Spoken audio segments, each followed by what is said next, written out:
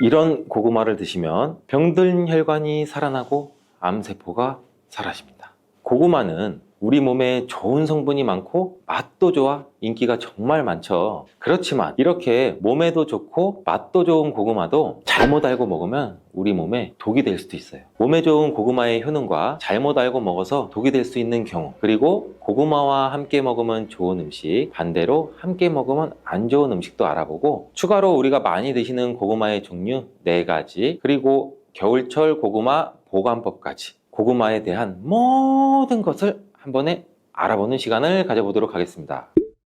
자, 먼저 고구마의 효능 5가지를 알아볼 건데요. 고구마의 첫 번째 효능은 항암 효과입니다. 이 고구마의 베타카로틴은 활성산소로 변형된 세포에 작용해서 이 성장과 전이를 차단함으로써 암세포가 형성되는 것을 억제하는 효능도 있는데요. 이는 일본 연구팀에서 조사한 결과에 따르면 82가지 채소 중 고구마가 발암 억제율 1위에 올랐다고 해요. 특히 고구마 이 껍질에는 암 예방에 좋은 식이섬유와 항산화 성분이 풍부하다고 알려져 있는데, 그래서 껍질까지 섭취하는 것이 좋다고 알려져 있죠. 이 연구에 따르면 고구마 껍질의 발암 억제율은 최대 98.7%. 와, 이렇게까지 높은 것으로 밝혀져 있어서 하루 1개의 고구마를 꼭 껍질째 먹으라고 추천을 합니다. 물론 깨끗하게 세척이 돼야겠죠. 또한 이 고구마에는 카로티노이드 종류인 베타카로틴이 다량 포함되어 있어서 폐암, 위암 등을 막아주고, 이 고구마에 들어있는 식이섬유는 대장암 예방도 도울 수 있다고 해요. 고구마의 두 번째 효능은 면역력 강화입니다. 이 고구마에 있는 성분인 베타카로틴이라는 성분은 우리 몸속에서 비타민 A로 전환이 되는데, 이 성분은 우리가 흔히 알고 있는 눈 건강에도 도움이 되고, 외부에서 침입한 바이러스와 세균으로부터 우리 몸을 보호하는 역할도 같이 해요. 그래서 항체 생성에도 도움을 주기 때문에 이 결과적으로 보면 우리 몸의 면역력도 향상되는 효과도 기대해 볼 수 있겠죠. 추가로 이 비타민 C가 풍부하기 때문에 피로회복과 신경 완화에도 도움을 줄 수가 있습니다. 자, 고구마의 세 번째 효능은 이 소화기능 향상입니다. 고구마에 들어있는 그 풍부한 섬유질과 마그네슘은 우리 소화기능을 향상을 시켜주는데, 이 장 속에 있는 유익균의 먹이가 되기 때문에 우리 몸의 장 건강에도 도움이 되고, 이 고구마를 잘랐을 때 나오는 하얀 진액, 여기에 그 얄라핀이라는 성분이 들어있거든요. 이 얄라핀이라는 성분은 우리 몸의 장 활동을 활발하게 해주고 또 대장암 예방에도 탁월하다고 알려져 있습니다. 또한 이 고구마는 100g당 86칼로리를 가지고 있어 갖고 열량 자체가 아주 낮은 편은 아니에요. 근데 혈당 지수가 낮기 때문에 살이 쉽게 찌지 않아서, 그래서 다이어트 음식으로도 굉장히 유명해지고 있죠. 또한 섬유질도 풍부해서 배변 활동을 도와줘서 우리 몸의 노폐물들을 제거해주고 흡착력이 뛰어나기 때문에 또 변비 개선 효과도 있어요. 또한 이런 고구마에는 저항성 녹말이란 게 풍부한데, 이 저항성 녹말은 우리 몸에 포만감을 줄 뿐만 아니라 소화도 느리게 해주고 지방 분해 효과도 있기 때문에 체중 감량 효과도 얻을 수 있고, 음식을 과식 안 하고 천천히 드시는데도 도움을 줄 수 있게 만들 수 있습니다. 고구마의 네 번째 효능은 노화 예방입니다. 이 고구마에는 비타민 C와 E, 베타카로틴 이런 좋은 성분들이 많이 함유되어 있어 노화를 유발하는 활성산소를 억제해주는 기능도 같이 갖고 있다고 해요. 근데 이 자색 고구마와 같은 보랏빛 색을 띠는 고구마는 또 안토시아닌이라는 강력한 항산화 물질도 포함하고 있는데, 이 안토시아닌은 우리 몸의 세포 손상도 막아주고 세포의 생성도 촉진을 해서 피부에 탄력이 생기도록 도와주기도 합니다. 고구마의 5번째 효능은 혈관을 튼튼하게 해주는 역할도 같이 하는데, 이 고구마에는 칼륨이 많아서 우리 몸에 있는 나트륨을 몸 바깥으로 계속 내보내주고 혈압이 정상적으로 유지되고 조절할 수 있게 또 도와주는 역할도 같이 하죠. 이로 인해서 고혈압과 같은 혈관 관련 질병의 예방도 같이 도와주는 기능도 가지고 있어요. 그리고 비타민 B 복합체 중에서 B5라고 불리는 이 판토텐산이라는 물질이 들어있는데, 이는 우리 몸에 코르티솔을 분비를 촉진을 시켜줘서 스트레스나 혈압 수치가 높아지는 것도 막아줄 수 있다고 해요. 이 부신피로 증후군 같이 만성피로 증후군에 도움이 되는 영양제에서도 특히나 다른 비타민들 중에서 B5라는 판토텐산 함량이 굉장히 많이 들어있는 것을 볼 수가 있는데, 이와 같이 보시면 이해하시기도 아마 쉬울 거예요. 이렇게 고구마는 이렇게 효능만 봐도 안 먹을 수 없는 정말 최고의 식품인데요. 이런 고구마도 경우에 따라서 몸에 좋을 수도 있고 독이 될 수도 있어요. 그래서 고구마 먹을 때 독이 되는 경우도 총 5가지 정도가 있는데, 어떤 경우인지 지금 바로 알아볼게요. 고구마가 독이 되는 경우, 첫 번째는 고구마에 검은 반점이 있는 고구마를 무심코 그냥 먹는 경우예요. 그냥 검은 반점이라고 해서 색깔이 그렇나 보다, 아니면 뭐 이렇게 옆에 눌렸나? 이렇게 생각하시는 분들도 많으실 거예요. 근데 고구마의 검은 반점은 대수롭지 않게 여기고 그냥 드시면 절대 안 돼요. 이 검은 반점은 고구마에 생긴 검은 무늬병이라는 건데, 고구마 검은 무늬병은 이 수확 과정에서 고구마가 상처가 생기잖아요. 이 상처가 생긴 곳에 균이 침입하게 돼서 생기는 병이에요. 수확 초기에는 잘 티가 나지 않아요. 근데 이 고구마를 저장하는 과정에서 이게 발병하게 되는데, 이 검은 반점들이 생기면서 그 반점들이 시간이 지날수록 전체적으로 퍼지게 돼요. 이 검은 반점에는 이포메아마론이라는 강력한 독소가 들어있어요. 이 독소가 생성이 되게 되고, 이 상체로 고구마를 그대로 섭취하게 되면 식욕 감퇴도 있을 수가 있고, 호흡곤란, 설사 등 다양한 부작용이 발생을 할 수가 있는데, 이 부분을 많이 드시면 정말 심한 경우는 폐와 간까지 괴사시킬 수도 있기 때문에 폐와 간에 관련된 질환을 보유하고 있는 환자분 같은 경우나 노약자, 어린이라면 특히 고구마를 섭취할 때 이러한 병에 감염된 고구마가 아닌지 꼭 확인해 주시는 게 좋습니다. 여기서 간혹 그 검게 변한 부분만 한 칼로 살짝 드러내서 먹으면 되지 않나요? 이렇게 말씀 주시는 분들도 있는데, 이 검게 변한 부분이 있다면 이미 어느 정도 전체의 그 균이 퍼진 상태고, 열을 가하거나 푹푹 삶고 쪄도 이게 잘 사라지지 않는다고 해요. 그래서 꼭 고구마를 그냥 통째로 아깝더라도 폐기해 주시는 게 우리 건강에 도움을 줄 수가 있습니다. 고구마가 독이 되는 경우 두 번째는 위장이 약한 분들이에요. 평소 고구마를 먹고 소화가 안 돼서 어우 더부룩해 이런 느낌이 들었거나 속 쓰려 이런 현상이 심해진 경험이 있다면, 위장이 약한 사람으로서는 고구마를 섭취하는 것이 별로 크게 도움이 되진 않아요. 고구마에 함유되어 있는 타닌이라는 성분이 있는데, 이 타닌과 아교질 성분은 우리 위벽을 자극하기도 하거든요. 그래서 위산 분비도 촉진을 시키기 때문에 각종 위장 장애를 유발할 수도 있어요. 이를 무시하면서 우리가 그냥 맛있다고 계속 먹는다면 다른 병을 치료하기 전에 위염이나 위궤양까지도 올 수가 있겠죠. 이러신 분들은 특히 조심해 주시길 바라겠습니다. 자, 고구마가 독이 되는 경우 세 번째는 당뇨가 있으신 분들입니다. 이 고구마는 당이 어느 정도 들어있는 식품이라서 당뇨 환자가 섭취할 경우 혈당이 급격하게 상승될 가능성을 가지고 있습니다. 이 당뇨 환자의 경우 혈당 조절을 하는 것이 쉽지 않죠.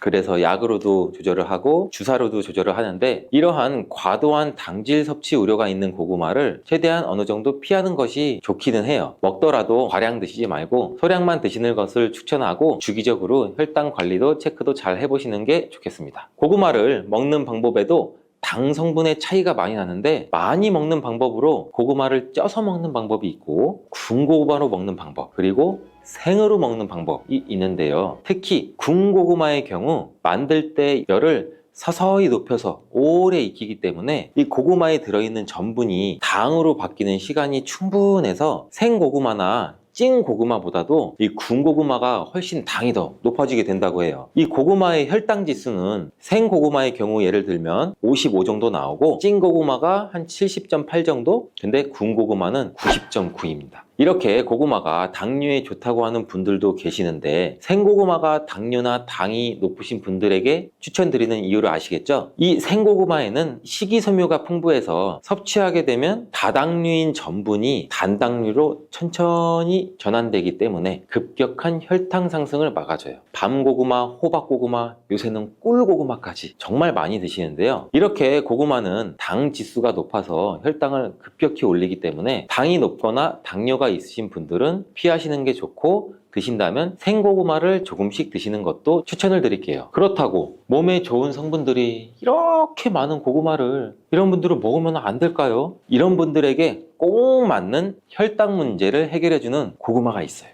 자, 이게 무엇이냐면 바로 자색 고구마예요. 아까도 간단히 말씀드렸지만 이 자색 고구마는 그 보랏빛을 띠는 안토시아닌이라는 성분이 굉장히 풍부해요. 이 안토시아닌 성분은 당뇨를 예방하는 식품으로도 굉장히 많이 알려져 있죠. 이 항산화 작용과 노화 방지 기능까지 가지고 있는 고구마인데, 이 자색 고구마는 일반 고구마에 비해서 3배 이상 많은 안토시아닌 함량을 가지고 있으니 꼭 드셔보시는 게 좋겠죠. 그리고 이러한 자색 고구마도 지금이 제철입니다. 이렇게 음식의 보랏빛을 띠게 만드는 성분이 이 안토시아닌인데, 이 안토시아닌은 흔히 우리가 굉장히 많이 알고 있는 베리류, 블루베리, 빌베리, 웰더베리 굉장히 많죠. 여기에도 굉장히 많이 함유되어 있고, 이런 베리류의 영양제 같은 건강기능식품 그 뒷면을 보시면은 총 안토시아닌 함량이라고 이렇게 기능성 성분 지표가 표시되어 있어요. 이 정도로 안토시아닌 자체가 굉장히 중요한 역할을 하는데, 이 안토시아닌이 함유된 영양제를 드실 때도 이 안토시아닌의 함량 비교를 잘 하셔서 좋은 원료사 영양제를 섭취를 하는 게 도움을 줄 수 있습니다. 고구마가 독이 되는 경우, 네 번째, 신장이 약한 분들입니다. 이 고구마는 한 개당 칼륨이 약 13% 정도 들어있을 정도로 굉장히 칼륨이 풍부한 음식인데, 이 칼륨은 우리 몸에 나트륨 수치를 조절해주고 신체의 수분 함량도 조절해주고 혈압도 개선하고 뇌졸중이나 심근경색, 혈관질환 발생으로 인한 사망률을 줄여주기도 해요. 하지만 이렇게 칼륨이 풍부한 고구마는 신장이 약하신 분들에게는 오히려 독이 될 수가 있는데, 이 신장 기능이 떨어져 있는 분들은 이 칼륨을 배출하는 게 원활하지가 못해요. 그래서 과하게 칼륨을 섭취하면 그대로 혈액에 쌓이면서 칼륨 농도가 높아져 이 고칼륨 혈증도 유발할 수가 있어요. 우리 몸에 칼륨이 과도하게 축적이 되면 부정맥이나 각종 심장질환, 혈관질환을 유발할 수도 있으므로 신장이 약하신 분들은 꼭 주의해서 드시길 권장드리겠습니다. 이렇게 칼륨은 콩팥에 부담을 주므로 신장 관련 질환이 있는 사람들은 먹을 때 조심도 해야 되고, 이 중에서는 이 고구마 안에 옥살산 성분이라는 게 들어있는데, 이 옥살산 성분도 과하게 먹을 시 요로 결석도 일으킬 수가 있어요. 그러니 꼭 주의하셔야겠죠. 자, 고구마가 독이 되는 경우 다섯 번째, 담배를 피우는 사람입니다. 담배와 고구마가 무슨 상관이 있을까? 전혀 생각지도 못하신 분들 많으실 텐데, 이 고구마의 풍부한 베타카로틴 성분은 노화와 질병을 유발하는 활성산소도 제거해주고 염증 질환이나 암 예방 효과가 있으며 피부세포의 성장과 재생을 촉진하는 강력한 항산화 물질이라고 제가 말씀드린 적이 있죠. 하지만 오랫동안 흡연을 하신 분들한테는 이 베타카로틴 성분이 오히려 독으로 작용해서 폐암을 유발한다는 연구 결과도 있어요. 미국 국립보건원의 연구에 따르면 하루에 베타카로틴 섭취량이 20ml에서 30ml 정도 섭취하는 흡연자이신 분들은 베타카로틴을 복용하지 않는 흡연자에 비해서 폐암 발생 위험이 24%나 증가된 것으로 나타났어요. 근데 고구마에는 품종에 따라 차이가 있는데, 대체로 속이 노란 품종의 고구마일수록 이 베타카로틴의 함량이 높다고 해요. 이 베타카로틴은 우리 폐가 건강한 분들한테는 폐암 예방에 도움이 될 수 있지만, 반대로 흡연자의 경우 과량 섭취하면 오히려 폐암 위험률을 조금이나마 증가시킬 수 있으니 조금 조심하시는 게 좋겠죠. 그렇다고 흡연자분들은 고구마를 무조건 먹으면 안 돼요, 이런 말은 아니고요. 너무 자주 먹지만 않으면 폐암까지 가는 경우는 당연히 없을 거라고 생각해요. 하지만 이 고구마가 흡연자한테 안 좋은 영향을 줄 수 있다는 정보를 아셨으니 이제부터는 조금 조심해서 드시는 게 좋겠죠. 고구마를 드실 때 다른 여러 가지 음식들과 같이 드시는 경우도 있는데, 지금부터는 고구마와 함께 먹었을 때 궁합이 잘 맞는 음식과 함께 먹으면 궁합이 안 맞는 음식을 알아볼게요. 고구마와 함께 먹으면 좋은 음식 첫 번째는 동치미입니다. 고구마에 들어있는 전분이 감자나 옥수수에 들어있는 것보다 점도가 더 높다고 해요. 꼭꼭 씹어도 뭉치는 성질이 굉장히 강하다는 거죠. 따라서 몸 안에 들어가면 꽉 막히고 잘 안 내려가는 느낌을 받으시는 분들 굉장히 많을 거예요. 이런 고구마의 전분을 분산시키는 음식이 바로 동치미예요. 이 동치미 무 속에 들어있는 식이섬유가 고구마의 전분이 뭉치는 것을 막아주는 역할도 하는데, 특히 이 무에 있는 성분이 고구마가 장에서 발효되고 부패되는 것도 억제해주는 역할을 한다고 해요. 그러면 또 고구마와 함께 먹으면 좋은 음식 두 번째는 과연 뭘까요? 두 번째는 사과예요. 이 사과도 펩틴이라는 식이섬유가 들어있어서 고구마 전분이 소화되는 과정에서 뭉치는 것을 막아준다고 해요. 그러면 사과?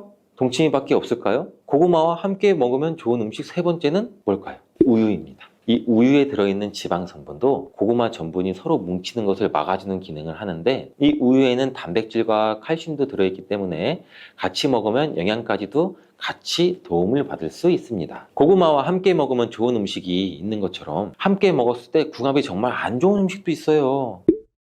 그 첫 번째, 소고기는 피해 주시는 게 좋아요. 한방에서는 고구마와 소고기를 상극인 식품으로 간주한다고 하는데, 왜 그럴까요? 영양분이 소화와 흡수되는 것을 서로 방해할 수 있기 때문이에요. 간혹 소고기를 고구마와 함께 굽거나 소갈비찜을 만들 때도 감자도 넣고 고구마도 넣잖아요. 근데 이 두 식품을 함께 먹으면 소화가 안 될 수 있으니 피하시는 게 좋습니다. 자, 고구마와 함께 먹으면 안 좋은 음식 두 번째는 땅콩입니다. 이 땅콩은 고지방과 고단백 식품 중 하나로 지방과 단백질이 굉장히 풍부한데, 여기에 고구마는 주로 탄수화물이 풍부한 거 아시죠? 이 두 음식을 함께 섭취하면 고단백과 고지방이 함께 소화돼서 소화가 잘 안 될 수가 있어요. 또한 이 두 음식을 함께 먹게 되면 과다한 칼로리를 섭취할 수가 있어서 체중 관리에 영향을 줄 수도 있죠. 그렇다면 요즘 자주 드시는 고구마는 어떤 종류가 있을까요? 첫 번째는 누구나 잘 아시는 호박고구마입니다. 생각만 해도 호박고구마 달달하니 맛있죠. 호박고구마는 표면이 부드럽고 주황빛을 띠고 고구마 중에서도 단맛이 일품이죠. 호박고구마는 많은 사람들이 좋아하는 고구마 중에 하나고, 구워 먹거나 찐 고구마로 즐기거나 샐러드, 스무디, 베이킹 다양한 요리에 사용할 수도 있어요. 자, 두 번째는 여성분들이 또 특히 좋아하시는 밤고구마입니다. 이 밤고구마, 노란색 또는 붉은색의 표면을 가지고 다양한 크기도 있죠. 근데 이 밤고구마는 다른 고구마에 비해서 당도가 상대적으로 낮고 청량감도 살짝 있는 것이 특징이고, 구워 먹으면 밤과 비슷한 질감이나 식감도 있는 고구마를 말하는 거죠. 자, 세 번째, 꿀고구마. 이 꿀고구마라고 불리는 베니하루카라는 품종이에요. 잘 모르시는 분들도 있으실 텐데, 이 베니하루카라는 품종은 이 호박고구마와 밤고구마를 교배시켜서 만든 새로운 품종의 고구마예요. 여기에는 밤고구마의 맛있는 밥맛과 호박고구마의 부드러운 감촉, 이걸 둘 다 가지고 있는 고구마라고 보시면 됩니다. 이 꿀고구마는 해남 지역에서 특히 재배를 많이 하고 있습니다. 자, 그럼 네 번째는 뭘까요? 다 나온 것 같은데 뭐지? 자, 네 번째는 자색 고구마입니다. 제가 여러 번 힌트를 드렸죠. 이 자색 고구마는 아까도 말씀드렸듯이 보라색 발색 물질인 안토시아닌을 함유하고 있는 것으로 굉장히 유명해요. 간단히 다시 말씀드리면, 이는 강력한 항산화 성분으로서 우리 건강에 굉장히 많은 이점이 있는 고구마인데, 일반적으로 껍질이 보라색을 띠고 속살도 보라색을 띠는 게 자색 고구마의 특징인데, 이 고구마는 인기도 굉장히 많죠. 그리고 수확 시기도 늦가을로 정해져 있어서 박스채로 사서 보관하시면서 드시는 분들이 또 굉장히 많죠. 그때밖에 수확을 못하니까. 근데 보관하실 때 우리가 몇 가지만 주의하시면 정말 맛 좋고 건강한 고구마를 드실 수가 있습니다. 고구마를 보관하는 법 지금부터 알아볼게요. 자, 고구마를 받으면 먼저 상처난 고구마가 있는지 잘 확인해 주세요. 이 고구마는 껍질이 얇아서 상처가 나기도 쉽고, 상처가 나면은 그 상처 속으로 균이 감염될 수도 있고 썩고 곰팡이가 나기 쉬워요. 따라서 옆에 있는 고구마까지 같이 영향을 미쳐요. 고구마들은 사교성이 굉장히 좋은가 봐요. 그래서 상처난 고구마를 먼저 골라내서 자르고 드시거나, 먼저 골라내서 상처가 안 난 고구마를 따로 보관해 주세요. 그리고 고구마 겉 건조 상태에 따라서 이틀에서 일주일 정도 신문지가 같은 것을 깔고 그늘에서 천천히 말려주세요. 그 이유는 고구마는 겉에 수분을 많이 포함하고 있기 때문에 바로 보관하게 되면 쉽게 썩어요. 그래서 말리는 이유가 또 고구마의 전분이 당분으로 변환되도록 숙성을 시키는 과정이기도 해요. 또 한 가지 주의점은, 고구마는 수분에 굉장히 예민한 뿌리 채소예요. 그래서 습기가 차지 않도록 종이박스에 구멍을 슝슝슝슝 내주고 통풍이 잘 되도록 해주시고, 이 흙도 빠져나가지 않게 보관하기 쉽게 상자 바닥에 신문지 같은 거를 깔아주세요. 그리고 햇빛이나 직사광선이 바로 비치지 않는 곳에도 놓아줘야 되는데, 이 고구마가 햇볕에 직접적으로 닿으면 이 온도 변화에 의해서 고구마가 또 상할 수 있어요. 그리고 아까도 말씀드렸듯이 고구마는 온도와 수분에 굉장히 예민해서 환경도 변하면 고구마의 맛도 변하게 되거든요. 그리고 또 옮기면서 상처가 나서 쉽게 썩기도 쉬워지고요. 그리고 고구마의 보관 적절한 온도는 한 13도에서 16도 정도 되는 곳인데, 우리가 흔히 한번 찾아보면 아파트의 신발장이나 베란다 같은 곳, 이런 공간이 되겠죠. 자, 이제 고구마의 보관법도 잘 알아봤으니 이제 맛있는 고구마를 잘 보관해서 겨울철에 호호 불면서 따뜻하게 똑똑하게 먹을 준비가 되셨죠? 신장 기능이 약하신 분들은 칼륨을 과다하게 섭취가 될 때는 문제가 될 수가 있어요. 칼륨이 신장에 부담을 줘서 부종이나 혈압 상승 등의 문제가 발생할 수 있기 때문인데, 특히 소화 기능이 약한 분들, 위장이 약한 분들, 위장에 민감하신 분들은 껍질이 소화되지 않거나 불편감을 느낄 수가 있는데, 단호박의 효능 100%로 섭취하는 방법 지금 바로 소개해 드릴게요. 첫 번째는 침침한 눈이 밝아지고 뱃살이 쏙 빠지려면 단호박을 이렇게 드셔야 됩니다.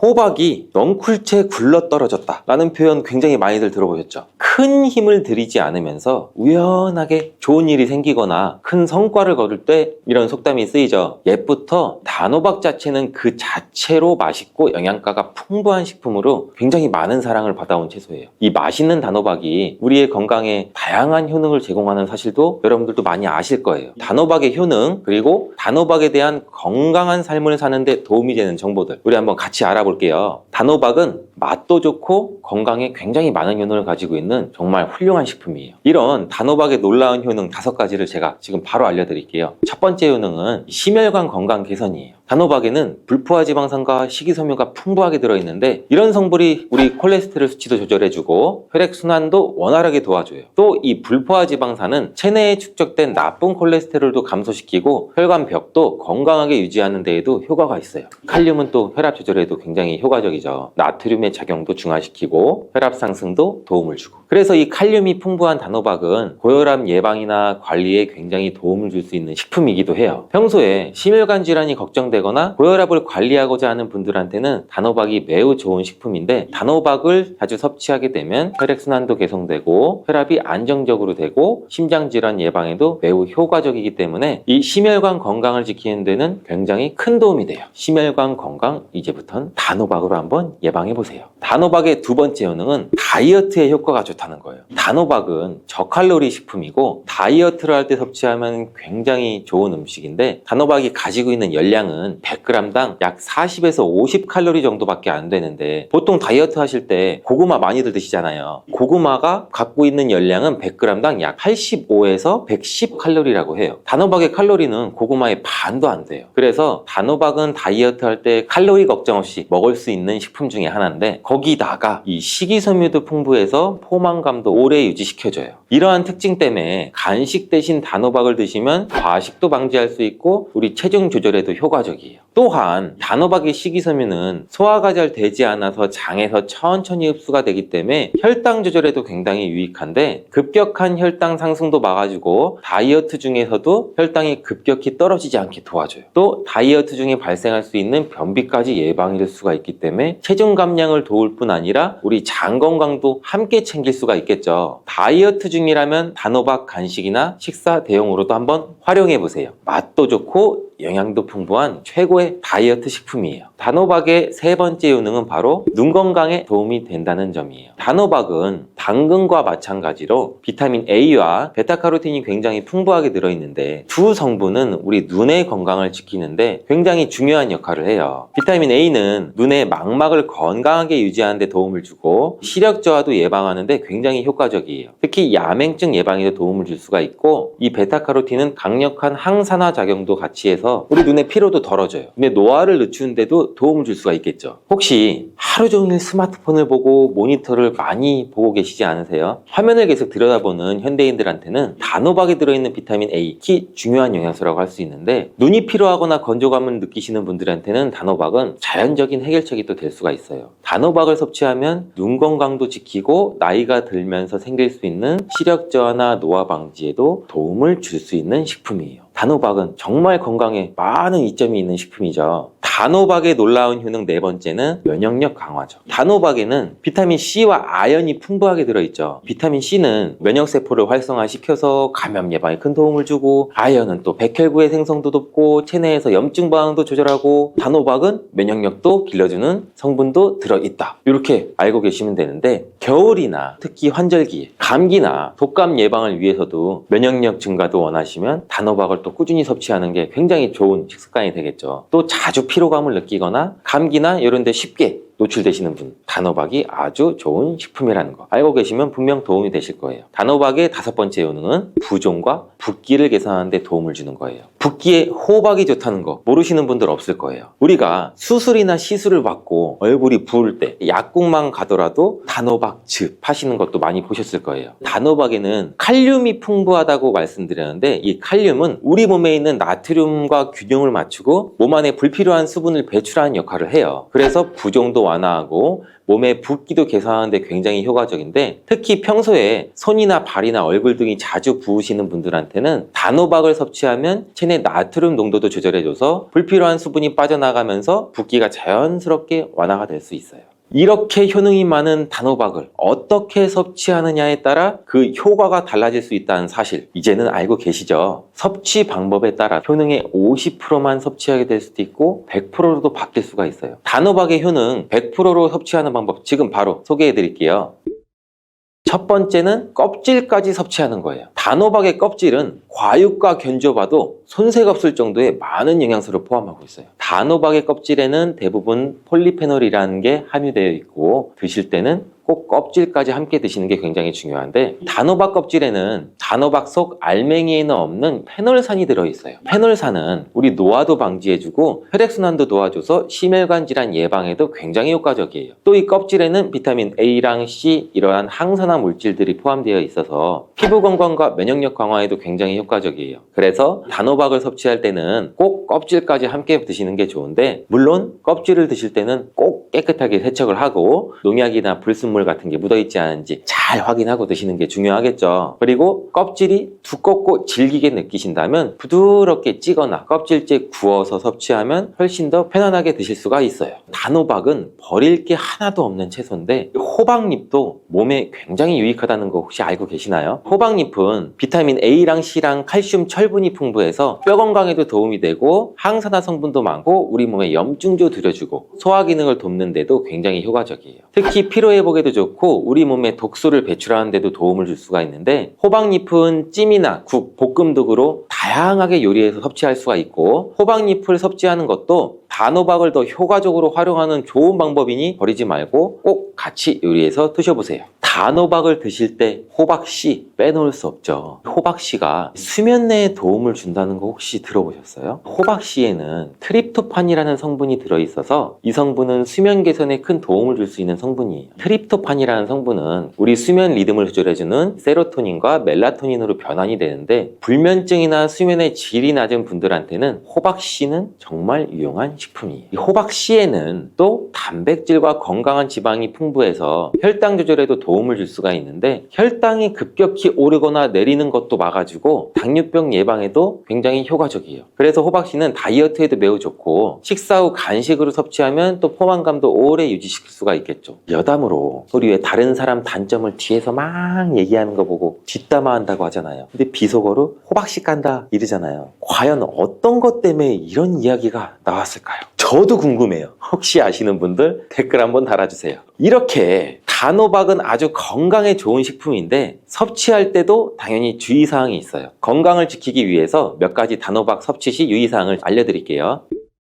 첫 번째는 껍질 섭취할 때 소화 불량을 일으킬 수가 있어요. 단호박의 껍질은 건강에 많은 효능이 있는데 소화가 어려운 경우도 있을 수가 있어요. 특히 소화 기능이 약한 분들, 위장이 약한 분들, 위장에 민감하신 분들은 껍질이 소화되지 않거나 불편감을 느낄 수가 있는데, 이러하신 분들은 단호박 껍질을 제거하고 속만 섭취하는 게 굉장히 좋아요. 아니면 껍질을 드실 때는 반드시 부드럽게 조리해서 소화 불량이나 복부 팽만감을 최대한 피하게 드시는 게 좋고요. 두 번째 유의사항은 알레르기 반응이에요. 단호박도 일반적으로 알레르기 반응을 일으키는 경우는 드물지만 일부 사람들은 또 호박에 알레르기가 있을 수가 있어요. 특히 호박이나 이 호박씨에 민감하신 분들은 섭취 후 발진이나 가려움증을 경험할 수가 있는데, 이러한 증상이 나타나시면 단호박 섭취를 바로 중단하시고 알레르기 전문의와 상담하는 것이 좋습니다. 알레르기 반응은 개개인마다 다르기 때문에 소량으로 섭취해서 반응을 확인해 보시고 본인 스스로가 챙기는 점 잊지 마세요. 단호박 섭취할 때 주의해야 할 사항 3번째 번째는 신장 질환이 있으신 사람도 섭취에 주의해야 돼요. 단호박은 아까 칼륨이 풍부한 식품이라고 말씀드렸잖아요. 신장 기능이 약하신 분들은 칼륨을 과다하게 섭취가 될 때는 문제가 될 수가 있어요. 칼륨이 신장에 부담을 줘서 부종이나 혈압 상승 등의 문제가 발생할 수 있기 때문인데, 신장 질환이 있으신 사람은 칼륨 섭취를 조절해야 되므로 단호박을 섭취하기 전에는 반드시 의사와 상담하시는 것이 중요한 부분 중에 하나예요. 신장에 문제가 있으신 분들은 단호박 섭취 시 본인에게 맞는 양도 적절히 섭취해서 적당히 드시는 게 굉장히 중요합니다. 단호박 섭취 시 주의사항 네 번째는 다이어트 시 과잉 섭취예요. 단호박은 다이어트에 굉장히 좋은 식품이라고 말씀드렸잖아요. 근데 다이어트에 도움이 되는 단호박도 조리 방법에 따라서 칼로리가 달라질 수가 있어요. 예를 들어 단호박을 버터나 크림이나 고칼로리 재료와 함께 조리하게 되면 그만큼 칼로리가 높아져서 다이어트에 좋지 않을 수가 있겠죠. 다이어트를 하시는 분들은 단호박을 찌거나 구운 방법으로 조리해서 고칼로리 재료를 피하는 것이 건강하고 성공적인 다이어트를 위해서 꼭 필요합니다. 또한 단호박에 포함된 당분은 비교적 낮지만 당뇨가 있으신 사람도 과도하게 섭취하지 않도록 주의해야 돼요. 마찬가지로 다이어트 중에도 혈당의 급격한 상승을 막기 위해서 적정량 섭취하는 것이 중요한 포인트예요.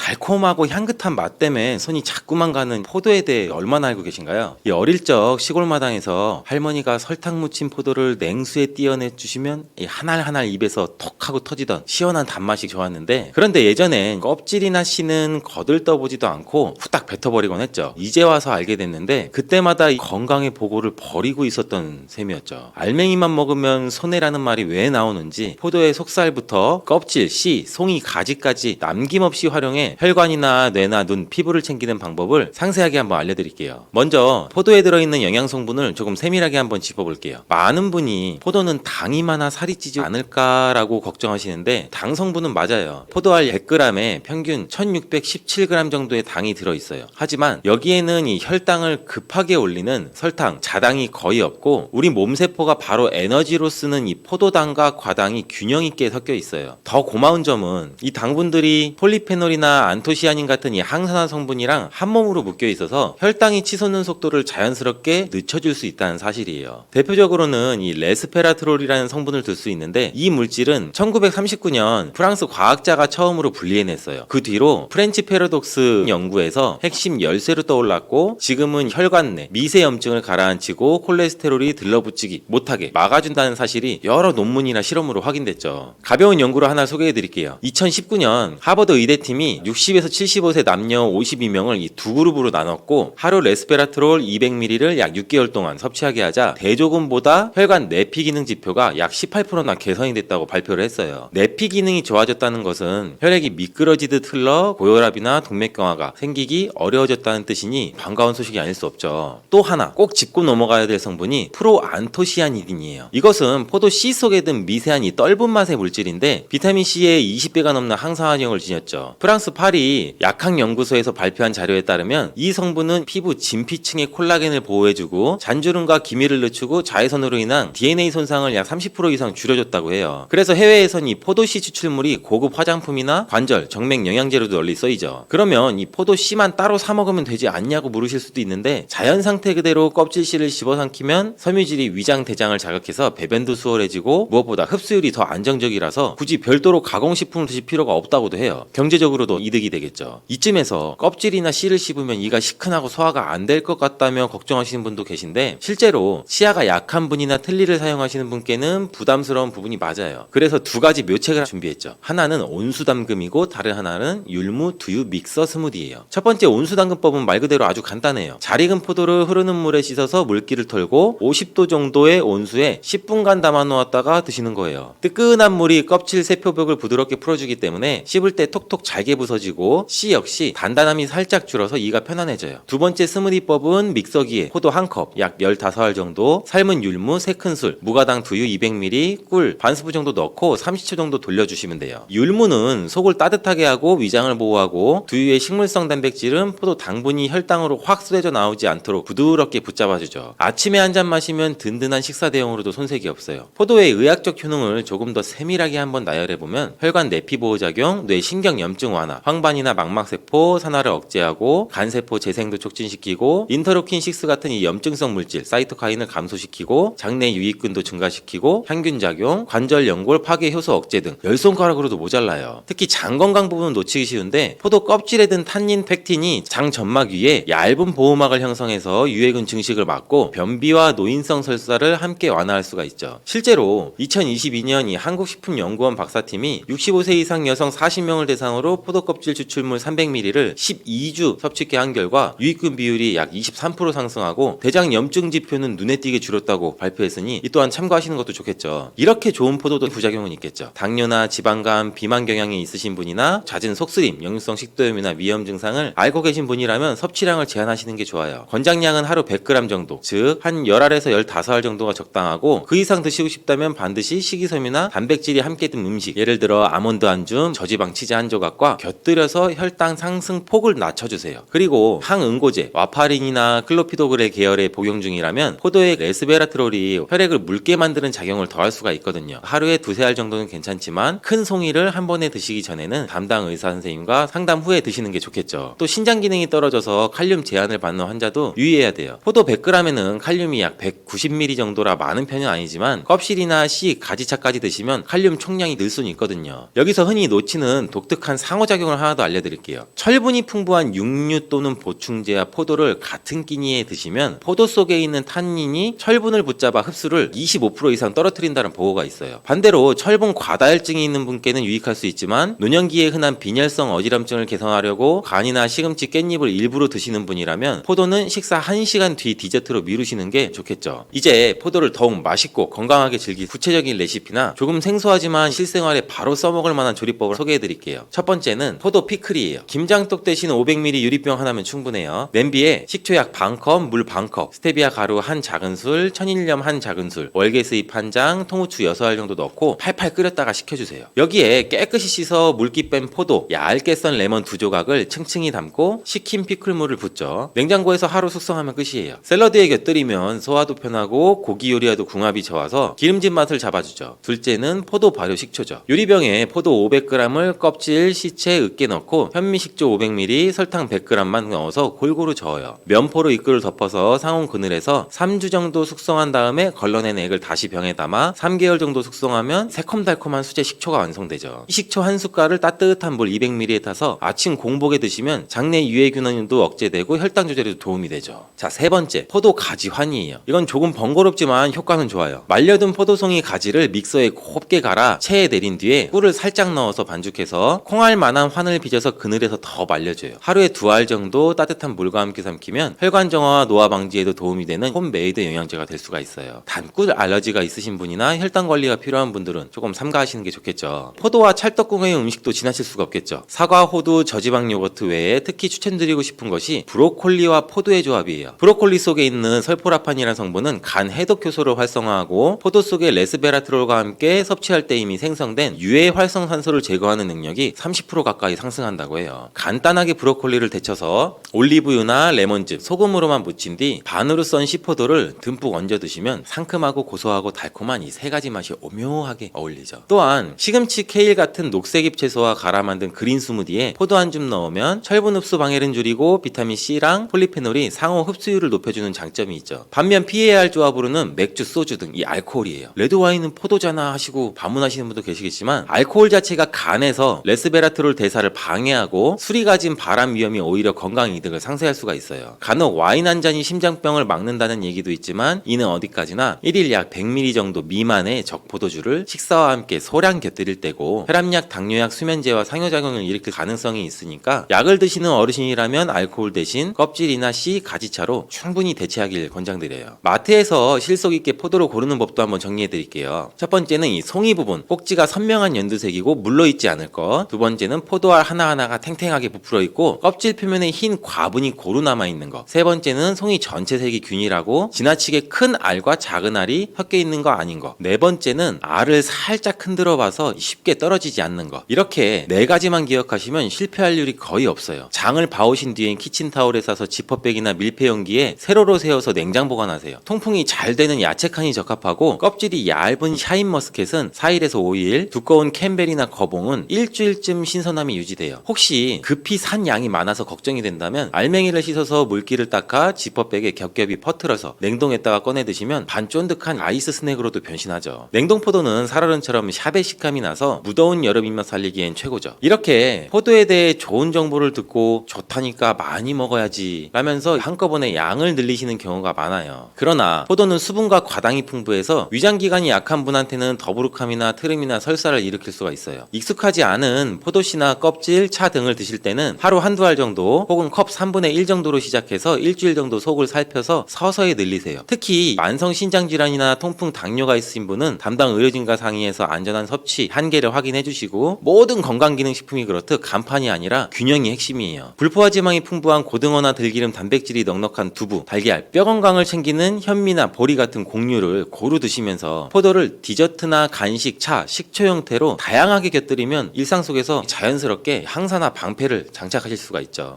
토마토가 빨갛게 익으면 의사 얼굴이 파래진다는 서양 속담처럼 이 작은 붉은 열매는 우리 몸의 구석구석을 돌보는 자연의 비상약 꾸러미입니다. 토마토 한 개로 혈관, 뇌, 뼈, 피부, 소화기관 그리고 전립선까지 어떻게 다독여주는지, 또 드실 때 무엇을 조심해야 하고 어떤 음식과 짝지어야 이 약효가 배가 되는지, 그리고 온전히 익혀서 맛있게 보관하려면 어떤 요령을 지켜야 하는지 토마토에 대한 모든 것을 알려드릴게요. 먼저 토마토가 몸속에서 벌이는 5가지의 대표적인 대공사부터 한번 살펴볼게요. 첫 번째는 혈관 청소입니다. 붉은 색소인 라이코펜이 콜레스테롤 찌꺼기가 달라붙어서 눌러붙는 과정을 차단해서 혈관 안쪽을 매끈하게 만들어줍니다. 핀란드 동부에서 1258명을 약 12년 정도 추적 연구를 했었는데 혈중의 라이코펜 농도가 높은 군이 낮은 군보다 허혈성 뇌졸중 위험이 약 55% 정도 감소했었다는 것을 보여줬었고요. 두 번째는 심장을 지켜주는데요. 이 라이코펜은 LDL 콜레스테롤이 산화가 돼서 끈적하게 변하는 것을 막아주고 또 혈전을 용해하는 산화질소의 생성을 도와줍니다. 일본 게이오대에서 남성 44명의 임상실험을 했었을 때 하루 라이코펜 30mg 정도를 섭취해서 약 12주 후 정자의 운동성이 40% 증가해 슈퍼정자라는 별칭이 붙었지만 같은 작용이 심장의 혈류 개선에도 그대로 적용이 됩니다. 그리고 세 번째로는 우리 뇌와 눈을 살펴주는데요. 라이코펜, 베타카로틴이 뇌 신경세포를 공격하는 활성산소를 잡아서 기억력과 집중력 저하를 늦춰주고 또 시신경 주변에 모세혈관이 노화로 굳는 것을 막아서 황반 변성의 위험을 낮춰줍니다. 네덜란드의 NIA 연구소에서는 65세 이상 540명에게 약 4년간 토마토와 시금치, 당근을 자주 먹게 해봤더니 인지기능 저하의 속도가 약 47% 정도 늦춰졌다고 보고를 했었습니다. 그리고 네 번째 효과는 뼈와 근육을 돕는 건데요. 비타민 K가 칼슘을 뼈 단백과 결합하게 해서 골밀도를 높여주고 또 라이코펜이 파골세포의 활동을 저지해서 노년성으로 오는 골다공증 속도를 늦춰줄 수가 있습니다. 스페인 발렌시아 대학교의 폐경 여성을 대상으로 한 연구에서 방울토마토 150g을 약 3개월간 섭취했을 때 골 흡수 지표가 24% 감소했었습니다. 그리고 다섯 번째는 장과 피부를 보호하는 건데요. 토마토 과육의 이 식이섬유와 유기산이 장내의 유익균의 먹이가 돼서 변비를 해소하고 또 비타민 C와 E가 피부 콜라겐 분해를 억제해서 주름과 기미를 옅게 만들어줍니다. 영국의 노팅엄대에서 60명을 대상으로 약 12주간 토마토 페이스트 55g 정도를 섭취했던 군이 있었는데 자외선에 의한 피부 홍반이 약 33% 감소한 걸로 나왔습니다. 하지만 반드시 빨갛게 다 익혀서라는 단서를 빼 먹으면 약 대신에 독이 될 수가 있습니다. 덜 익은 초록색 토마토의 껍질이나 씨앗 부위에는 솔라닌이라는 알칼로이드 독소가 있습니다.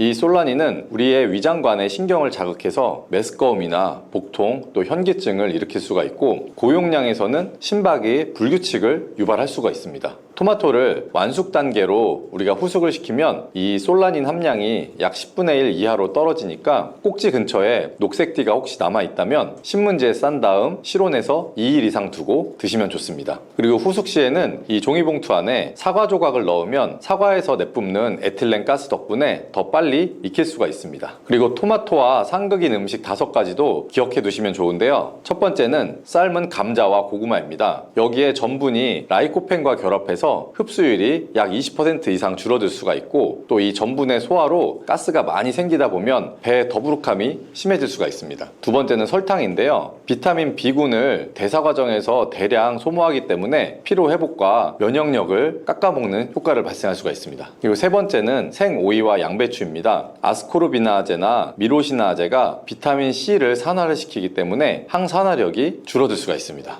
네 번째는 진한 간장, 베이컨, 그리고 훈제 햄인데요. 이 음식들 안에 들어있는 나트륨이 칼륨의 혈압 강화 효과를 상쇄하고, 또 햄 속에 있는 아질산염이 라이코펜과 반응해서 발암성의 N니트로소 화합물 생성을 돕기 때문입니다. 그리고 다섯 번째는 기름진 삼겹살의 대량 섭취인데요. 포화지방이 위에 배출 시간을 지연시키기 때문에 산성의 토마토즙이 식도로 역류하면서 속쓰림을 악화시킬 수가 있습니다. 자, 그렇다면 반대로 궁합이 잘 맞아서 약효를 2~3배 정도 키울 수 있는 조합 6가지를 소개해 드릴게요. 첫 번째는 올리브유입니다. 올리브유 안에는 불포화지방이 많이 들어있죠. 이 불포화지방이 라이코펜을 씻어내듯이 녹여서 장의 세포막을 통과시키고, 그 올리브유 안에 있는 폴리페놀이 추가로 항염 효과를 낼 수가 있습니다. 두 번째는 두부와 달걀인데요. 이 안에 들어있는 단백질과 레시틴이 지용성인 라이코펜을 미세한 입자로 감싸서 혈액의 운반을 도와주고, 또 두부에 있는 이소플라본이 라이코펜과 함께 전립선과 유방세포의 자멸을 촉진할 수가 있습니다. 세 번째는 양파와 마늘인데요. 퀘르세틴 그리고 마늘 속의 알리신이 라이코펜과 함께 콜레스테롤의 산화를 억제해서 심근경색의 위험을 크게 낮출 수가 있습니다. 네 번째는 시금치와 브로콜리입니다. 이 안에 들어있는 루테인, 또 지아잔틴, 그리고 설포라판이 라이코펜과 함께 모세혈관, 또 망막의 산화 손상을 막아서 노년성의 실명을 예방할 수가 있습니다. 다섯 번째는 호두, 아몬드 잣인데요. 오메가3 그리고 비타민 E가 라이코펜의 재활용 경로를 활성화해서 항산화 회전을 반복시킬 수가 있습니다. 그리고 여섯 번째는 저지방 요거트입니다. 요거트 안에 들어있는 유산균이 토마토 섬유를 발효해서 단수의 지방산을 만들고, 이 지방산이 장벽의 면역력을 높여줄 수가 있고요. 또 토마토 섭취 후에 발생할 수 있는 가스나 설사를 줄여줄 수가 있습니다. 그러면 토마토의 영양을 최고로 끌어올리는 조리법을 말씀드릴게요. 약 100도씨 이하의 약불에서 7에서 10분 정도 가열을 하고, 여기에 기름 1큰술을 넣는 공식입니다. 대표적인 조리법 3가지를 바로 알려드릴게요. 첫 번째는 토마토 달걀 볶음입니다. 중간 크기의 토마토 2개를 약 1.5cm 정도 큐브로 썰어서 여기에 올리브유 1큰술, 다진 양파 약 4분의 1개, 그리고 소금 2꼬집 정도를 넣고 약불에서 5분 정도 볶다가 풀어둔 달걀 2알을 넣어서 약 2분간 저어주면 됩니다. 이렇게 드시면 아침 한 접시에 단백질 약 15g, 라이코펜 18mg, 또 비타민C 25mg이 들어있어서 혈관과 뇌 그리고 위장을 위한 조식으로 아주 손색이 없습니다.